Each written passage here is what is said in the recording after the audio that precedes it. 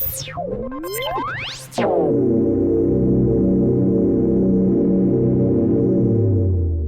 is your weekly report on corruption in the Philippine government. Gunmen on Saturday fired at the convoy of Bangsamoro Autonomous Region in Muslim Mindanao Interim Chief Minister Abdulrauf Makakua, who was heading to this city from Cabuntalan, Maguindanao del Norte, where he attended an event of the Bangsamoro Federalist Party. The Chief Minister is safe. He is unharmed, one of his security personnel told reporters. The ambush occurred at around 4:45 p.m. along the National Highway in Barangay Bitu, Datuodan Sinsuat, Maguindanao del Norte. Amid the assault, the convoy continued until it reached the Bangsamoro Government Center in Cotabato City, Makakua's aide said. Makakua's armored vehicle was hit by several bullets, including one on the driver's side. 2 other armored vehicles in the convoy were also hit. Hours earlier, the guests who attended the BFP General Assembly in Barangay Gamba, Cabuntalan, had to wait for several hours while bomb experts were checking on suspected improvised bombs along the roadside in Barangay Payan. At the BFP event, Makakua officially joined the party and was elected chairman and president. Makakua has yet to issue a statement on the incident. The Land Transportation Office has arrested 12 individuals, including 2 of its own personnel from the Pasay District Office, in an entrapment operation against illegal fixing activities in Pasay City on the 14th of August. In a statement on Monday, LTO Chief Assistant Secretary Marcus Lacanileo said the 2 LTO officials were relieved from their posts pending administrative investigation. The operation was carried out by the LTO Law Enforcement Service Field Enforcement Division, in coordination with the Philippine Coast Guard and the Philippine National Police, including personnel from the Pasay City Police Station and Substation 8. Lacanileo said the arrests are part of his 7-point reform agenda, which seeks to rid the agency of corrupt practices and restore public trust in LTO services. We will not turn a blind eye to this kind of activity. We know how fixers operate, including LTO employees who may be involved, and we will continue to expand our operations to identify the people behind this, Lacanileo said. He added that the agency will not stop until these practices are rooted out from LTO offices. Those arrested will undergo investigation and face appropriate charges if proven involved in illegal fixing activities. Lacanileo said the agency will continue to strengthen its anti-fixing operations in coordination with other law enforcement agencies to hold perpetrators accountable and maintain clean and honest public service. The public is also urged to avoid transacting with fixers and to report any suspicious activity through the official Facebook page iReportMoKLTO Chief or through the website iReportMoKLTOChief.ph for verification, investigation and immediate action. The incumbent vice mayor and former local chief executive of Pampanga's Magalang town face an Office of the Ombudsman complaint over an alleged ghost housing project they purportedly initiated. Vice Mayor Ella Pecson and former Mayor Romulo Pecson are the subject of the complaint, including graft, which was filed before the anti-graft body Monday with assistance of Volunteers Against Crime and Corruption. Their participation, allegedly, according to lawyers, they are the ones who initiated the project, said VACC President Arsenio Boy Evangelista, of the Pecsons. Vice Mayor Pecson said he has yet to receive a copy of the complaint. I will just wait for the official complaint first, he said in text message to Inquirer in Filipino when asked for comment. That's all I could say for now. Inquirer also sought the side of the former mayor for comment, but he has yet to respond as of posting. The complainant did not provide a copy of the complaint affidavit to the media, but Evangelista explained that the issue of this case is about ghost pabahay, with most of its buyers being those really underprivileged who dreamed of having a house. Evangelista said there are more than 700 complainants who said they gave an initial down payment for the house since pre-pandemic years, but nothing was built so far. They only conduct groundbreaking, but not even one was built. That's why it is ghost, Evangelista said. Complainant Solomon Rock, who also went to the Office of the Ombudsman, said nothing was delivered there, not even one hollow block. An unidentified gunman strafed the vehicle of a municipal councillor from Maguindanao del Sur while it was traveling in Lambayong town, Sultan Kudarat, on Monday. Bin Nazrith Buaan Uto Silongan, 40, municipal councillor of Raja Buaan, Maguindanao del Sur, told reporters that he and a companion were on board a grey Toyota Hilux heading home from Tacurong City, Sultan Kudarat, when they were fired upon at about 10 am along the national highway in Barangay Tanumigs, Lambayong. Silongan and his companion, both residents of Barangay Sampayo, were unharmed, but his vehicle sustained 3 bullet holes. He said that he noticed a man standing at the roadside as they approached Purak Cornlaran, Barangay Umeeds. As his car passed by, the man suddenly opened fire using an assault rifle. Silongan said they did not stop and proceeded to Sultan Sa Barangay, Maguindanao del Sur, and reported the incident to the local police. The official was baffled by the attack as he claimed that he has no known enemies. The Lambayong police, headed by Major Hasan Ortega, is still conducting a follow-up investigation. A land transportation office employee who allegedly hit two pedestrians with his car and fled the scene in Rizal has been fired and permanently banned from driving, according to the agency. In a press conference on Tuesday, LTO Chief Marcus Lacanileo said he ordered the employee's dismissal and the filing of administrative cases after finding that he had been driving under the influence of alcohol in Antipolo City last Friday. Lacanileo also ordered the perpetual revocation of the employee's driver's license. You are from LTO and yet you drove drunk and fled? You were already blocked by police, and you still fled, he said. We do not tolerate our own people. If we need to send them to jail, we will send them to jail, he added, noting that the suspect is currently detained in Antipolo. In a statement, the Rizal Police Provincial Office said the 39-year-old male suspect was driving a sedan when he struck two women along Sumulong Highway in Barangay Santa Cruz late at night. He sped away but was eventually caught and turned over to police custody after an off-duty cop witnessed the incident and chased the suspect.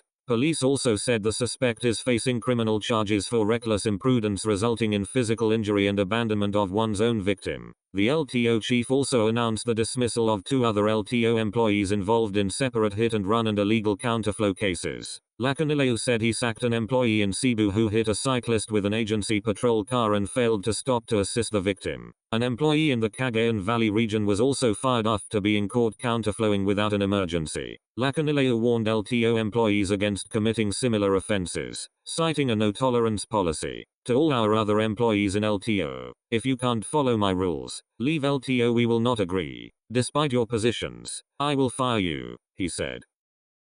Ombudsman Jesus Crispin Boying Ramula has preventively suspended former Land Transportation Office Chiefs Vigor Mendoza II and Teofilo Guardiz III over the continued use of Stradcom's IT system and the resulting 13.3 billion pesos in additional computer fees. The Office of the Ombudsman suspended Mendoza, who now heads the Land Transportation Franchising and Regulatory Board, and Guardiz, the current Office of Transportation Cooperatives chairperson, without pay for 6 months or while their administrative case remains pending. In an order dated the 17th of August, the OMB found sufficient grounds to suspend Mendoza and Guardiz, citing strong evidence showing their guilt in the administrative charges of grave misconduct and conduct prejudicial to the best interest of the service. The continued utilization of the LTO IT system by Guardiz and Mendoza demonstrates a patent disregard of established government policy and prior official directives intended to transition LTO operations to the LTMS. The ruling stated. The Ombudsman said Mendoza and Guardiz were suspended to protect documents and evidence that may be under their control or custody and prevent the possible commission of further malfeasance or misfeasance in office. The order is immediately executory, the anti-graft body added. According to the OMB, the complaints center on the continued use of Stradcom's LTO IT system despite the government's implementation and acceptance of its replacement, the Land Transportation Management System.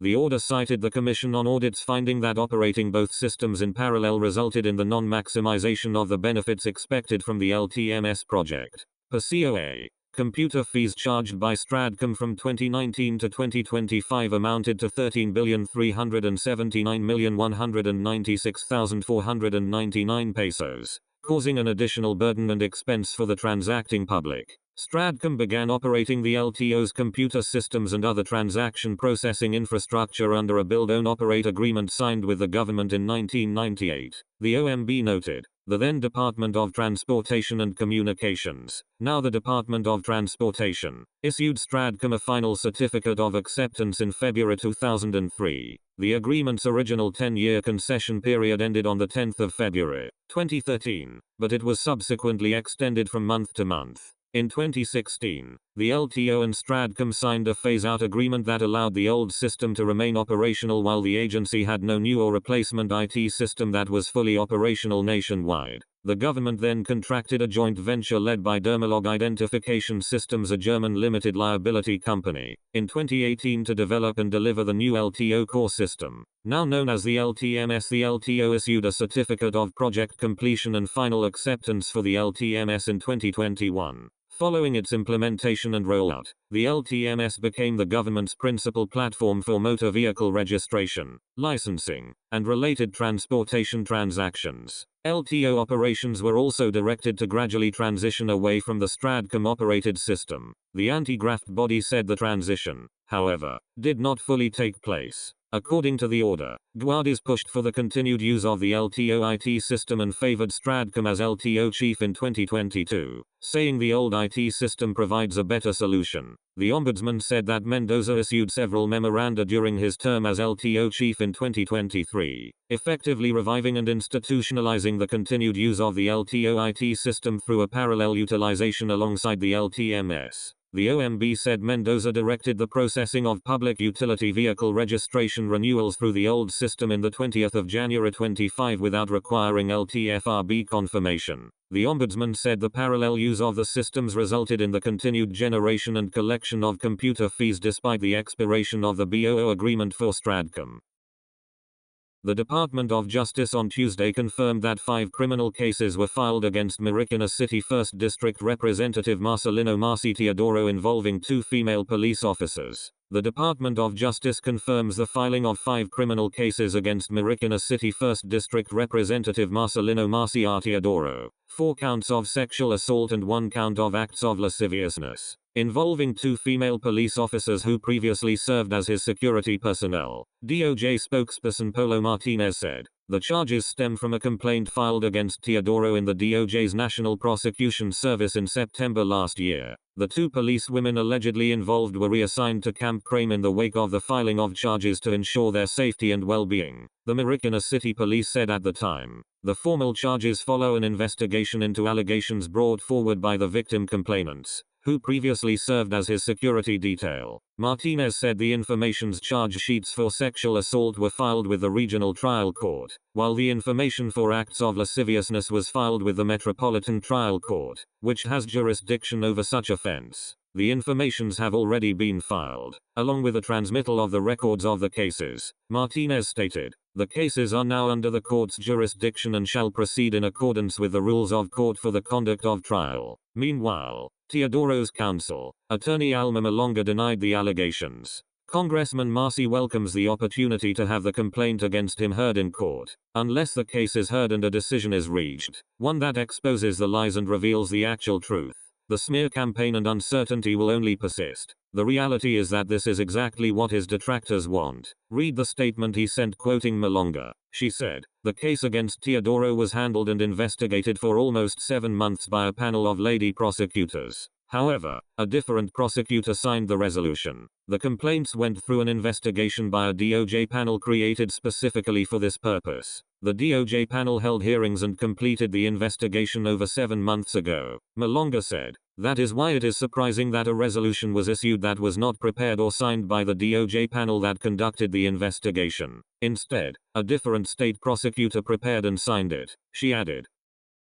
2 male police trainees in Misamis Oriental were arrested and placed in custody for allegedly raping a female batchmate, the Police Regional Office 10 confirmed on Tuesday, the 18th of August. PRO 10 said the Misamis Oriental Police Provincial Office launched an investigation following the reported violation of the anti-rape law of 1997. Brigadier General Christopher Abrahano, PRO 10 director, told the Inquirer in a phone interview that the 3 trainees are undergoing a 6-month field training program, assigned to local police stations in Misamis Oriental. PRO 10 has zero tolerance for any act of sexual violence or misconduct, Abrahano said, pointing out that such behavior runs counter to the discipline expected of regional personnel and the Philippine National Police as a whole. We will ensure that the matter is handled fairly and in accordance with the law, while respecting due process and protecting the privacy and dignity of the victim, he added. Colonel Alabanales, MORPPO director, assured the public of an impartial probe, saying that the command will not shield anyone from accountability regardless of status or affiliation. A barangay captain is facing multiple counts of attempted homicide for trying to shoot 4 people on board a motorcycle with his unlicensed pistol in Cabatuan Town, Iloilo Province. Barangay Captain Alfredo Caba Jr. of Duaan was charged on Tuesday, the 18th of August, a day after he surrendered to authorities. Captain Mary Jabalinga, police chief of Cabatuan, told Manila Bulletin the prosecutor also charged Caba with using an unlicensed firearm during the 16th of August incident. Based on initial investigation, it was past 9 p.m. of the 16th of August when Caba allegedly flagged down a motorcycle driven by a 21-year-old man who had a 23-year-old security guard as passenger. They sped away after seeing the barangay captain pulling a pistol and firing shots at them. A few minutes later, another motorcycle passed by. The barangay captain allegedly fired another round toward a 21-year-old driver and his 18-year-old passenger. In both instances, the barangay captain did not hit anyone. After surrendering, Caba told police investigators he had no recollection of shooting anyone. This is not the first time Caba tried to shoot someone with a pistol. A similar incident occurred last year while he was allegedly under the influence of alcohol. At that time, he was charged with attempted homicide and illegal possession of firearm. That's all for this week. I'll see you next Friday with more stories of corruption and foolishness within the Philippine government.